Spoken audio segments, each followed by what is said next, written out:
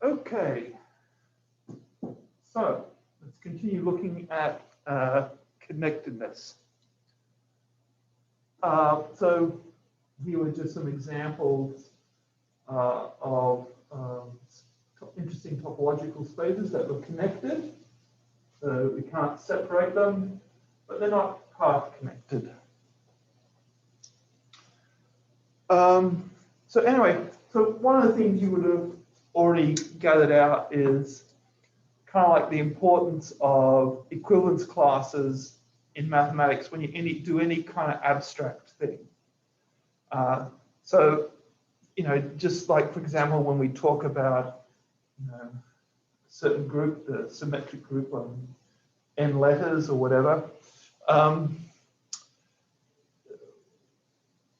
in all these sort of types of things with doing abstract algebra, doing kind of topology, you've got some mathematical concept, and then you've got some sort of idea of an isomorphism class, and then so basically, so you know, you talk about a particular group, but you can talk about it like it's like every group that it's isomorphic. It's that, you know, it's really the sort of the equivalence classes under isomorphism, right? So we can talk about, you know, Zn or Sn or dihedral group or whatever. Okay, we don't have to worry about a particular instance of it. We can just regard it in the abstract. And when it comes to topology, it's the same kind of thing. Because one of the nice thing about topology is that you look at a situation, and as I've said before, you kind of abstract away all the irrelevant stuff, and you can really concentrate on kind of what is kind of important. So, so for example, we have this idea of components. So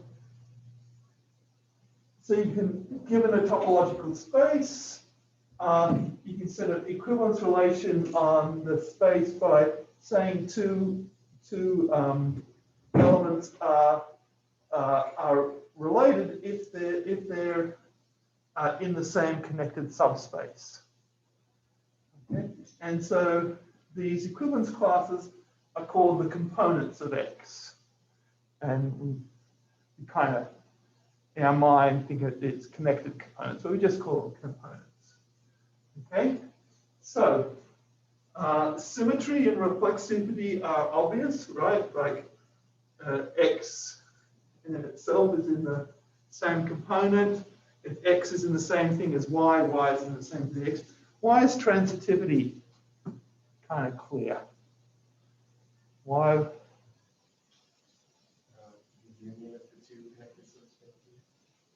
And it's got an element in common. Right. Right.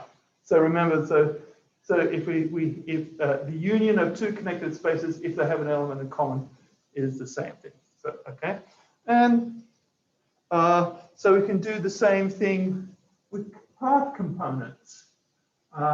This is another equivalence relation, and we say now that X is equivalent to Y if we can form a path from X to Y.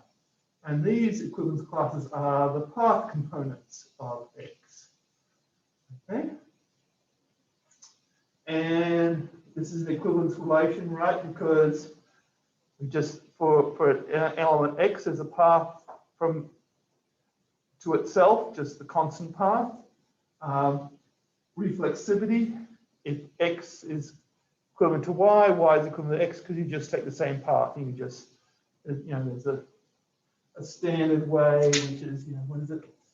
F of t is g of 1 minus t, something like that, is the reverse path that you can take. That's if we use an interval 0, 1. And for transitivity, so if we've got a path from X to Y and a path from Y to Z, then again we can use the pasting lemma, which is something we did before, like how we can kind of glue continuous maps together. But you know, like if this X to Y is an interval A to B, and this is some interval C to D, we can paste those together so we can get B equal to C. We can, by the obvious transformation. Why was the reflexivity of the first one obvious? Because if X is in the same component as Y, Y is in the same component as X. Reflexivity. Oh, that's reflexivity, isn't it? That was symmetry, right?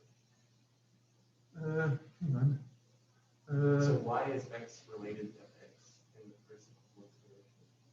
In for this one? Yeah. Because X is in the same component as X.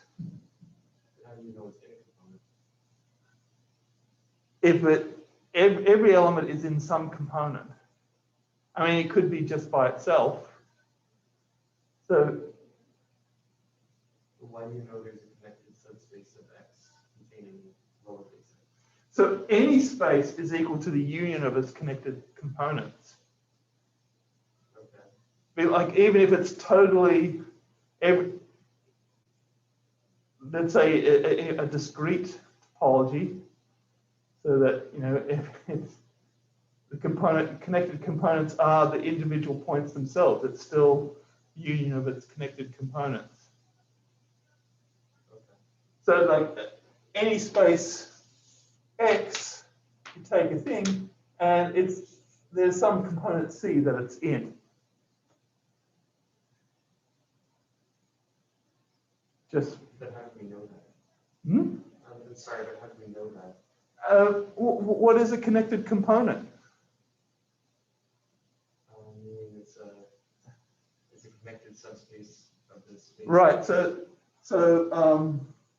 What I'm saying is that if worst comes to worst, a singleton X can be a connected component.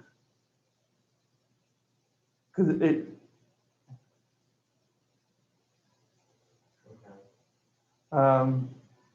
because you can, if it's like X is isolated from that, is separation by two subsets like that. So if X is in its own neighborhood, then that is that's an open set, and then these guys over here is an open set here. So the components, yeah. So every element is in some component. So it's just what is it connected to? So I mean, all connected means is that you can't separate them.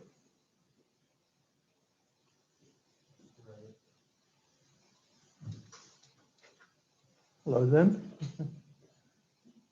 So what's the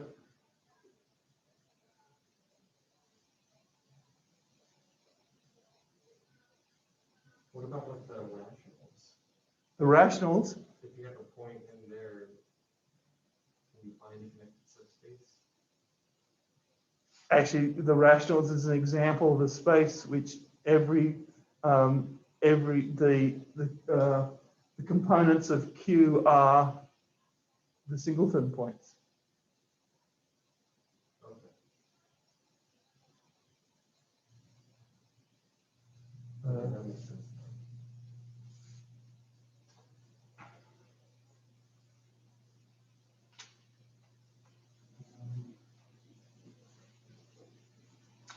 Yep. That's actually what I was going to say. What are the components of Q? Well, the components of Q are just the individual points themselves. What about the previous examples? So remember we had these guys here. So for this guy here, the component of this is the whole square, but the path components are the individual vertical slices. Because if something is in a different vertical slice, you can't get a path from one to the other. And you can actually prove that any subset of the ordered square which has some width here will contain a subspace which is homeomorphic to the entire. Once it's got some width, you can stretch it continuously and you can turn it into this guy here, it has only one component because it's connected, but it's got two path components, right? The vertical interval here and the sine curve there.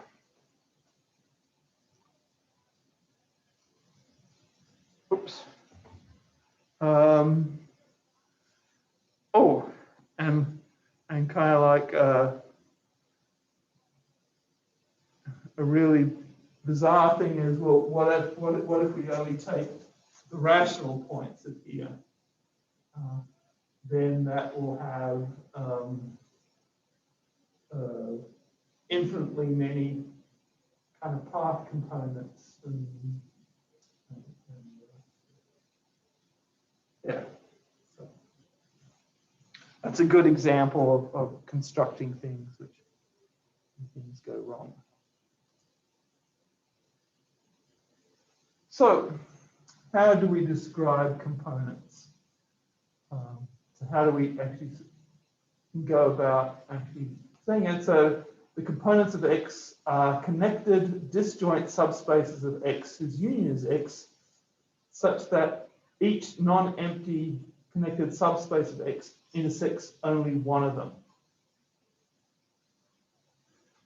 And the same holds for path connected, the path components. Okay. And the reason for this is pretty straightforward.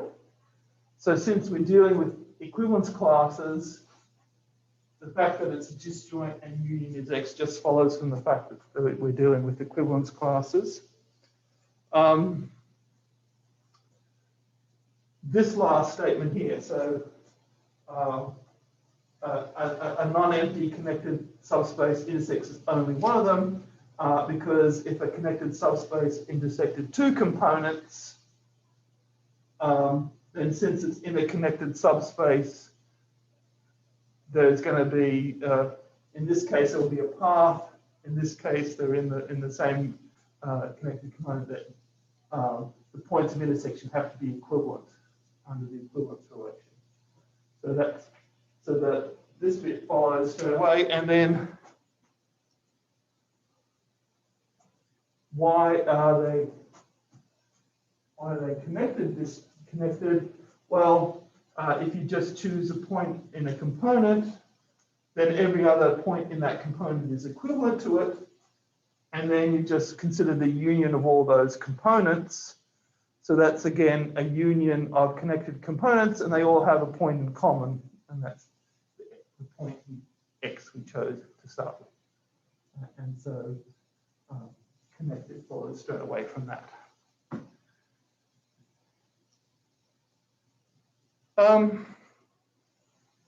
So one thing that you'll kind of notice when talking in topology and analysis is that some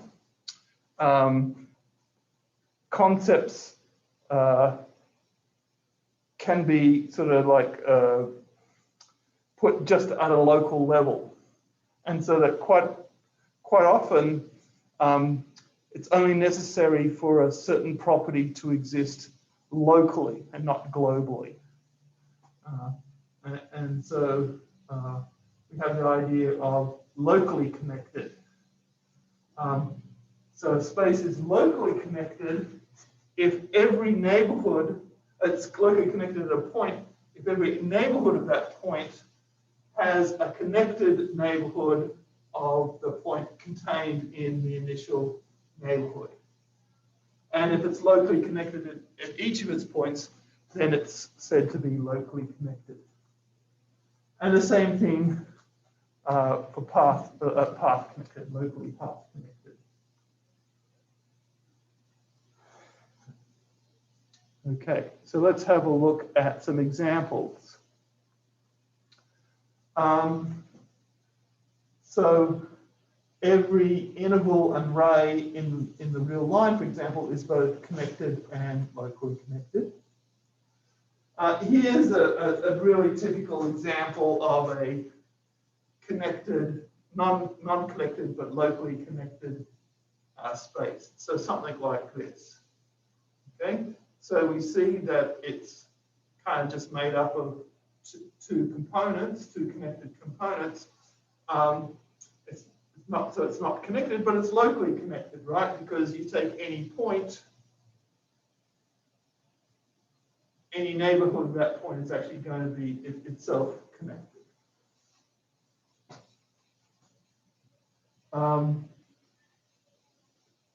Actually, it's kind of possible to have a space which is connected but not locally connected, which is kind of a little bit unusual. Usually, if spaces have the global property, they have the local property, but it's quite easy to see that, well, the topology sine curve, that doesn't hold.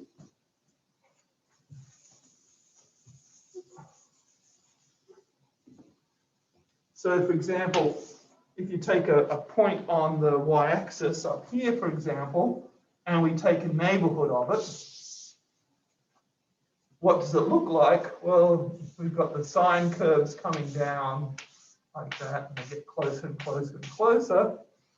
So it's obviously not connected, but we can't get any smaller neighborhood so where it's going to be connected. No matter how much we shrink it, we're always going to have infinitely many of those vertical lines. And because we've chosen it here, you know, they never join. So as long as we stay away from the top and the bottom, this neighborhood is going to not work.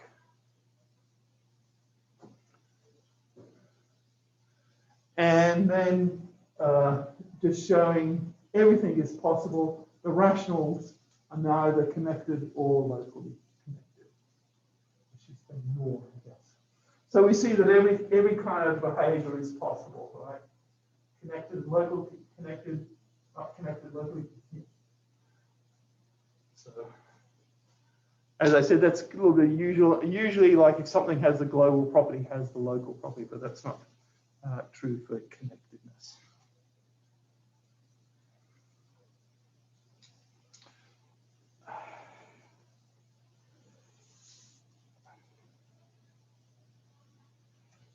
Okay. So again, here's another. So here's some criteria for local connectedness, and these theorems are actually kind of how you usually prove that a space is locally connected or locally path connected. So a space is locally connected if and only if every open set of X, each component of the open set is open in X. And the same thing for path connected. Now, why is this true?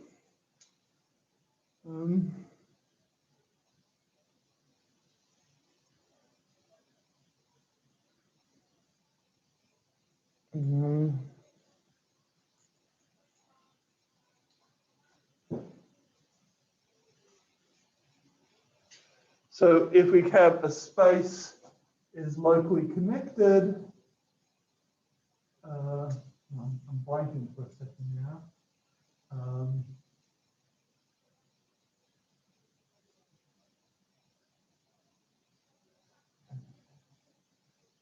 Each component of the open set is open.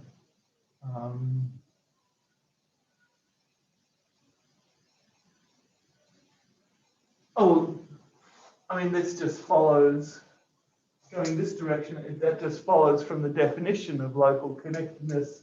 So if you've got a component of the open set, you look at each point, it's got some connected neighborhood within it. So therefore that is open.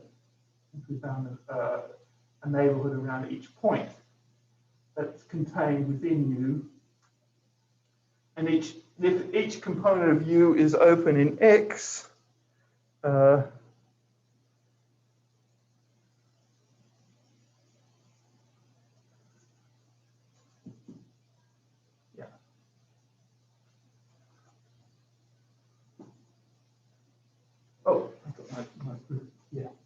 suppose X is locally connected.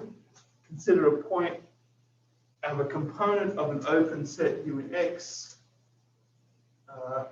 We can choose a connected neighborhood V of X such that V is in U. That's by being locally connected. But V must lie entirely within C because C is a component.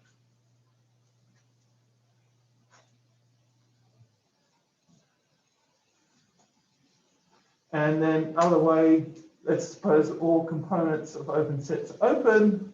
And then if we consider a neighborhood of a point X in X, let C be the component of U containing X. So that's going to be open in X by the hypothesis. And so X is going to be locally connected at that point.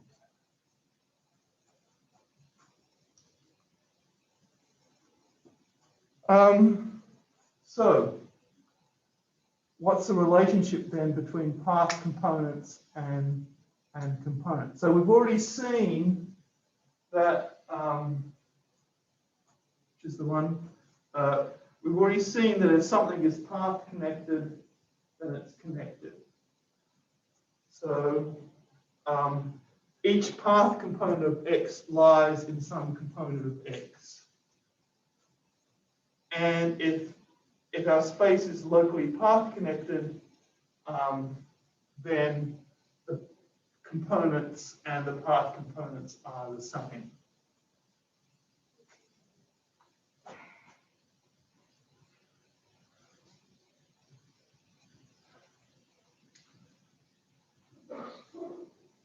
So the first statement is obvious because path component being path connected implies connected.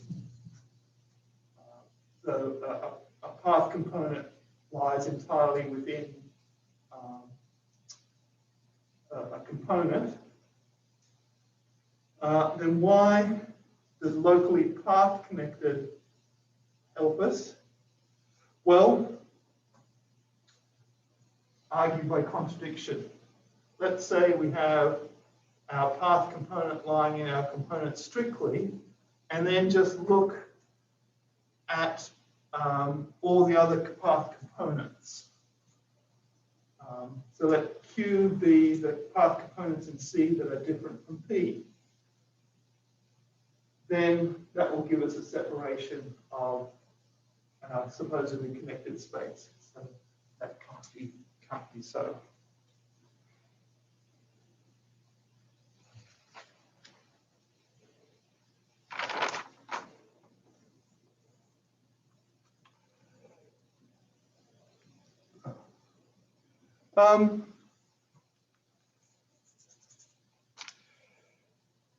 So what's the relationship then between connectedness and quotients?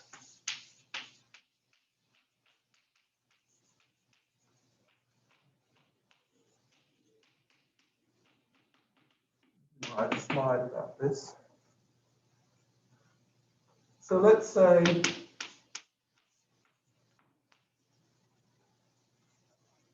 we have a quotient map from X to some Y. If X is connected, then Y has to be connected, right?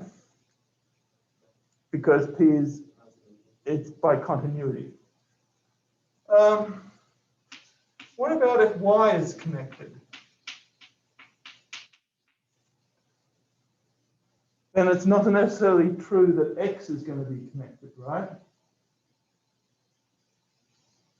Because there's the trivial quotient map where we just squash everything to a point. then. But what can we, is there anything on X then that we can force, a condition on X to force X to be connected? Well, there is, because, so like, the classical way that you can think of quotient maps is that, you know, we're constructing a space, and if this has a property, and if the sort of like the kernel has a property, then somehow maybe we can stick it together to make the space have the property. Maybe. I mean, you're dealing with stuff like that, aren't you, with the sequences that you get with, you know, like if you've got the quotient module and the kernel module having some properties, maybe you can glue them together to say something about the thing. Well, what can we do here? Well, remember the whole idea of maps being saturated? So the idea then is if we take a Y here and we pull it back here,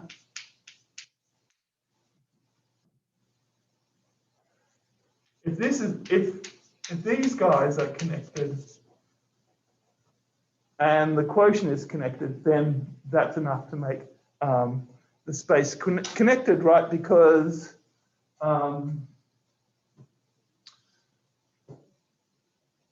assume X has some separation. Remember, the thing with quotient maps is if you've got open sets here and you've got saturated open sets, then it should be an if and only if, like saturated open sets go to open sets, and open sets, of course, pull back to open sets. So having this thing then forces your saturated open sets to go to open sets. And so that's good enough to do that.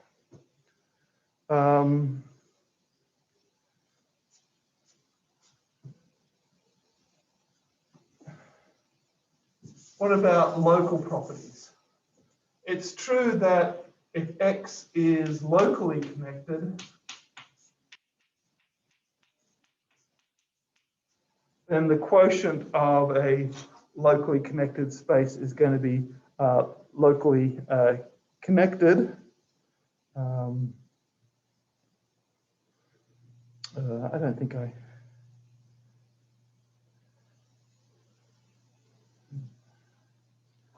is there an obvious reason why that's true?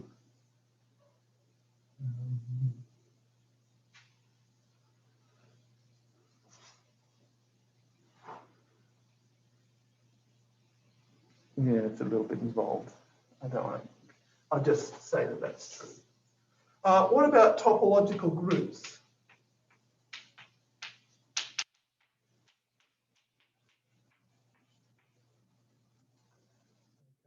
So if G is a topological group, what can we say about the components of G?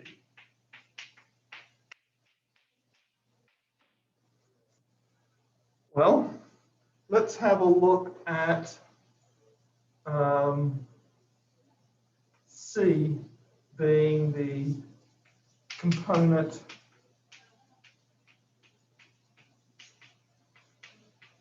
containing the identity. Okay, now, why is that a subgroup? It's non-empty because it contains the identity. How do we do that? If two elements belong there, why does the if X and Y are in C, why is XY in C?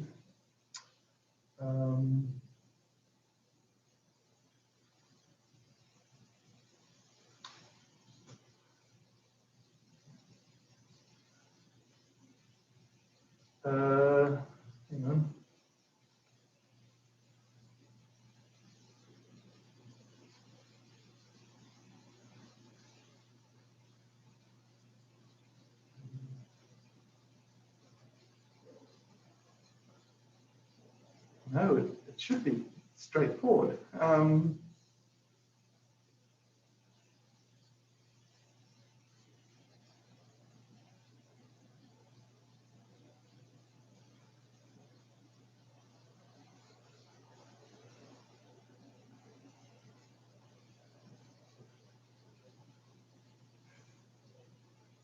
Oh, we use the homomorphisms, right? Look at XC. So if you've got a component, then if you multiply it by a group element, that's also going to be a component, right? Because it's a homeomorphism. So homeomorphisms have got to take components to component. Well, XY is in that component because X and Y are in C, but X is also in that component because X times E is there. So that tells you that those components have to be the same. It's also going to be, the same thing is going to be true for if you look at the inverse, right? X inverse times C is going to be a component. It contains X inverse and it contains E, so it has to be the same component. So C is a subgroup. Can we do better? Is it going to be a normal subgroup?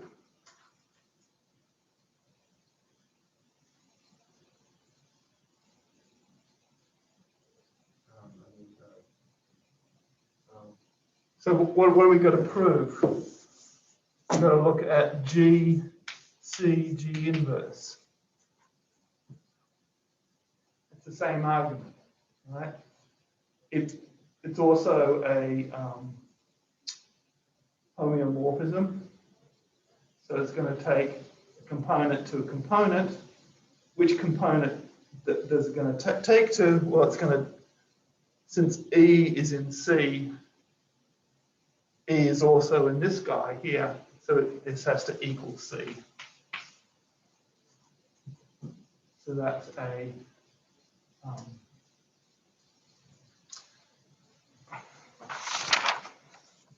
normal subgroup.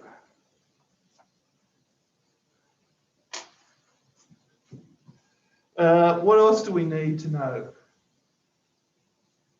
So this means G mod C is going to be a group, right? So what do we need for it to be a topological group?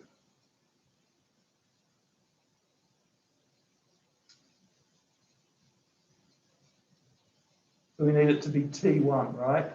Which means we need C to be closed. Okay, why is C closed?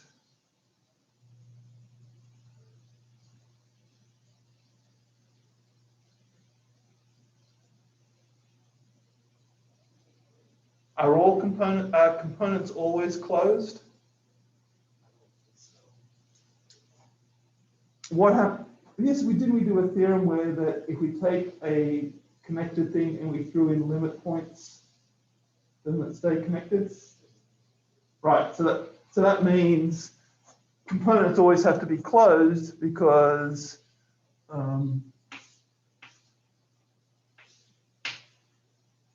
yeah. So yeah. So the closure of a component is going to be a component. So closure is closed.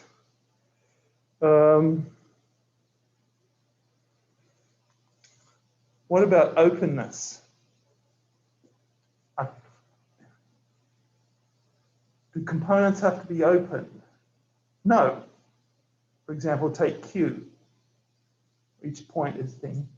When can we guarantee that the components are going to be open?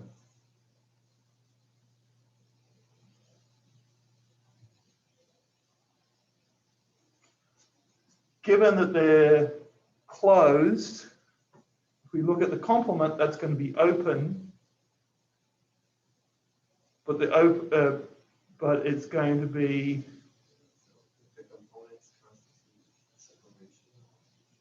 So finiteness, right. So if there's only finitely many components, then they have to be open.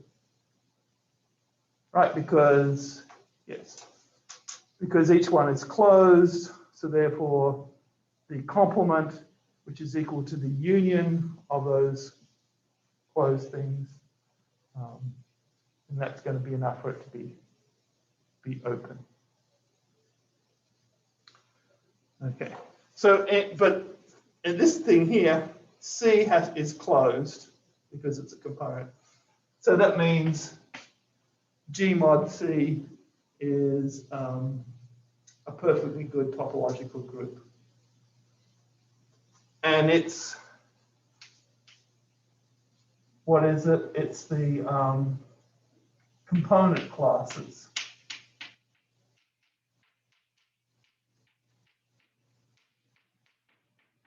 G. Turns out to be a group, which is nice. Okay. So that's connectedness. And we've kind of seen that connectedness kind of generalizes the concept of the real numbers. And so it sort of generalizes this idea of the intermediate value theorem, for example. So there's other theorems in calculus arise from the topological property of the real numbers, and that's this idea of compactness. And what we're trying to do is generalizing what happens on a closed interval. So, for example, what are some important calculus theorems? So, a function on a closed interval attains its extrema. Another important one is the idea of uniform continuity, right? So that the idea that continuous functions on closed intervals, are they uniformly continuous? I believe they are. And so that means then that if you've got sequences of continuous functions on closed intervals, you can kind of put conditions on it to make the limit be continuous. And so this all follows from some topological properties of the closed interval. Now, in the 19th century, when they started sort of coming up with topology and figuring out, well, what is it about the real numbers that makes calculus work? The thing that they thought was important was things like the Bolzano-Weierstrass theorem. So the idea that, so they thought that was what it was important about the closed interval, so that somehow if you had some sequence, you could come up with a convergent subsequence. Or kind of related is if you take any infinite set of a closed interval, then it has to contain a limit point of the closed interval. And so these were kind of like natural ideas that they thought was important. But then early in the 20th century, there was the Soviet school. There was like a school in Russia of topology that was really, really strong, and people like Alexandrov and Urison, that we'll talk about, who tragically drowned when he was 26. He's supposedly this genius that died young. They started looking at it and they realized that that's not what's really important about the closed interval. It turns out if you're dealing with a metric space, it kind of doesn't matter how you define compactness. they're all, whether you do something like Bolzano via Strauss, if you take that as an axiom, or the limit points, or the one that we're dealing with, they all give the same answer.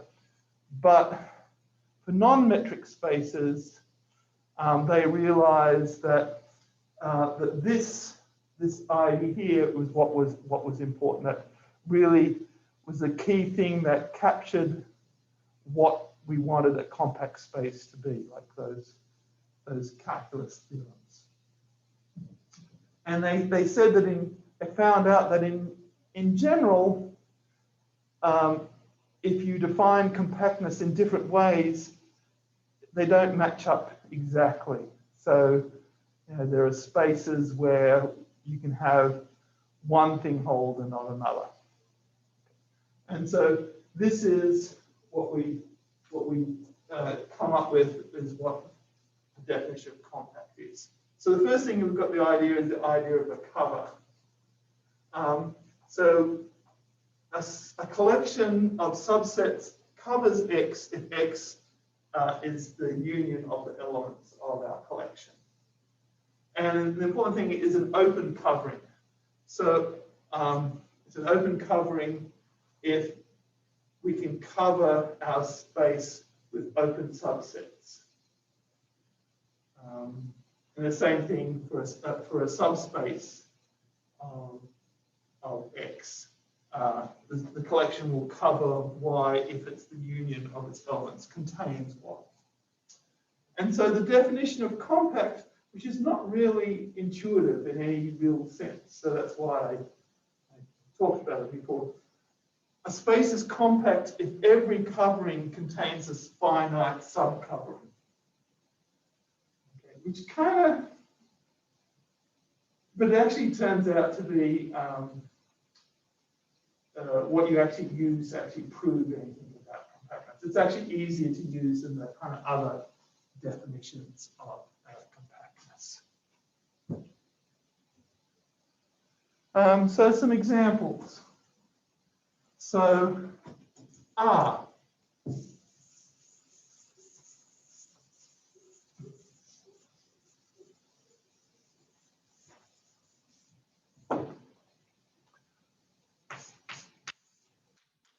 Well, it's easy to come up with a covering of R. So let's just say union, that's integers between n and n plus 2. So you've got our real line. So here's 0 to 2, 1 to 3. Okay. That has no subcovering. The point is that you just keep on going and going and going, and there's nowhere that you can cut that down. So R is not compact.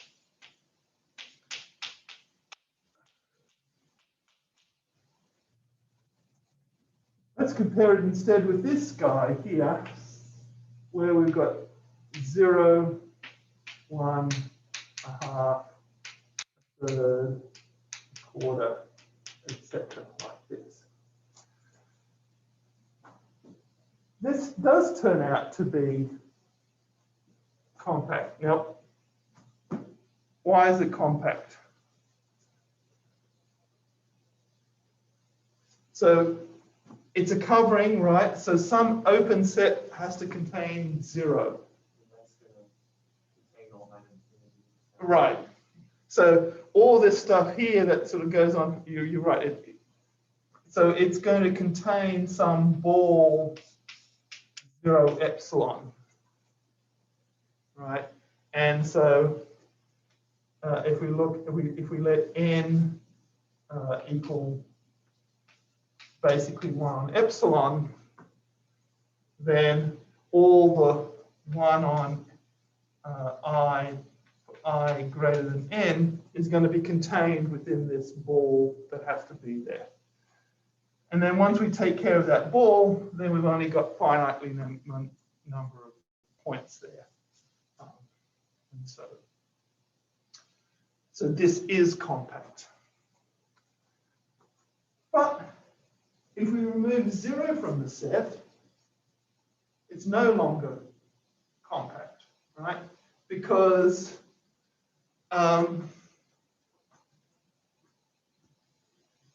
right, so we just okay. What's a set? So if we look at the balls at 1 on n, such that the radius is something smaller than 1 on n, say 1 on n squared, for instance. That's an open covering, so you let this be the union of that. And then if we had a finite covering, then there would be there'd be some B1 on capital N, where this would be the smallest guy of our sets here. And the fact is that 1 on n minus 1 on n squared is greater than 0. So that meant that there'll be stuff there that wasn't in our file. Okay. I should have put this earlier, of course. Any finite set is going to be compact, just because any cover is you can be reduced to a finite cover just by choosing one a set for each point. And then these three sets here, kind of like a really typical, right? So this guy is not compact because we don't have 0, and it's going to be for the same reason that we did that. Like if we had some collection of sets covering that interval, the fact that 0 is not in the set means that we have to keep on nibbling at that left-hand point, and so if you can't get there. And the same is true for the open interval 0, 1. But the closed interval 0, 1 is compact. Basically, you take open sets from 0 and 1.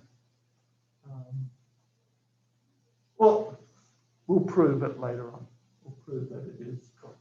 And in fact, we can generalize this such that all closed bounded subsets of Rn are compact, and they're really kind of like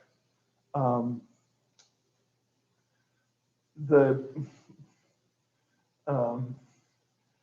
prototypical thing that you want to think of as a compact set. And so they're really the things that that those early topologists wanted to get at when they were defining the concept of compact. And so then we'll see that compactness is all kind of nice things. We can then generalize the extreme value theorem. We can generalize theorems about uniform continuity. Continuous images of compact sets are compact. Finite products of compact sets are going to be compact.